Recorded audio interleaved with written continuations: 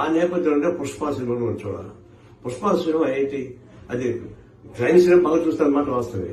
కానీ పేరు మోసిన ఎర్ర జనం స్మగ్లింగ్ ఒక అంశాన్ని ఇతివృత్తాన్ని తీసుకొని దాన్ని ఒక హీరోజన్ సృష్టించి దాన్ని యూత్ కి అట్రాక్ట్ చేయించి చివరికి అశ్లీల పూర్తితో కూడినటువంటి సినిమాలు.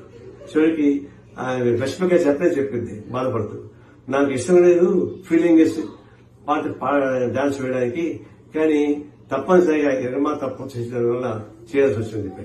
అలాంటి మహిళలు ఎంతో మంది ఆత్మాభిమానం చొప్పుకొని ఆ కళా పోషణ ఉన్నటువంటి చూస్తా ఉన్నాం. దీనికి ఎగ్జాంపుల్ రష్మిక ఇచ్చినటువంటి స్టేట్మెంట్. ఈ పద్ధతుల్లో హ్యూమిలేట్ చేస్తూ మానవతను హరిస్తూ మీరు ప్రోత్సహిస్తారంటే అది ఆదర్శవంతం కానే కాదు.